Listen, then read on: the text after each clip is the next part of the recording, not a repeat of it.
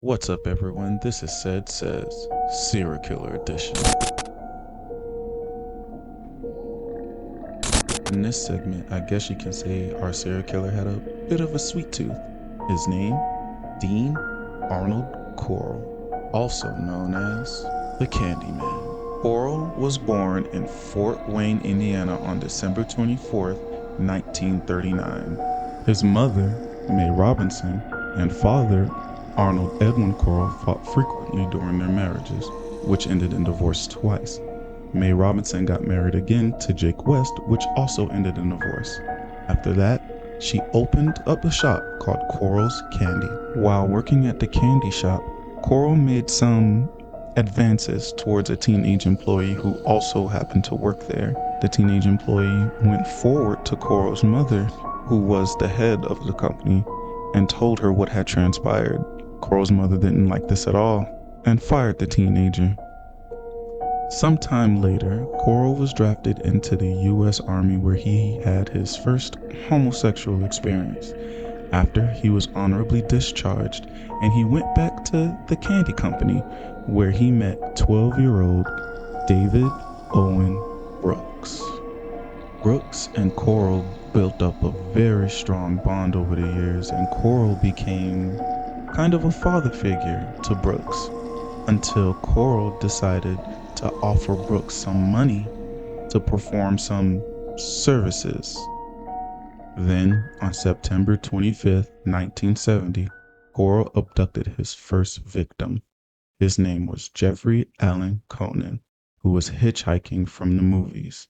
He was picked up by Corll, strangled with a piece of cloth, and his body was buried at High Island Beach. On December 13th, 1970, with the help of Brooks, Corll lured and assaulted two young boys who were walking home from a religious rally. On January 30th, 1971, both Corll and Brooks saw two boys walking home and assaulted both of them. And between the months of March and August, four more young boys became victims of Corll, one of which, whose name was Reuben Haney, who was just walking home from the movies. In the same year, Corll met Elmer Wayne Henley, and curiously, Corll did not harm Henley.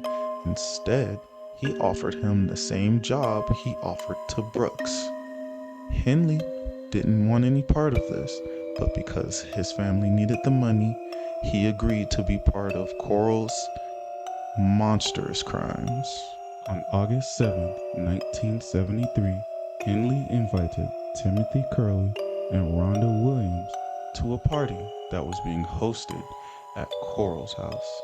When they arrived, there was drinking and smoking, and Corll watched all of them until they passed out. Henley was the first to awaken, and he quickly realized that himself, Williams, and Curley were all handcuffed. Corll wasn't too happy about Henley bringing a girl over, and because of that, he was going to make sure that none of them were leaving.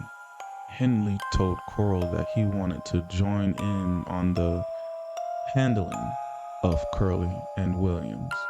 Corll agreed to this and uncuffed him, and they both dragged the still unconscious Curley and Williams to the bedroom. However, Henley had a change of heart, and while Corll was still with Henley, he grabbed his gun. Corll taunted Henley and told him that he wouldn't do it, and then one failed shot to the head, two more shots to the shoulder. Corll was injured, and he ran into the hallway where he collapsed onto the floor. Three more shots to the back.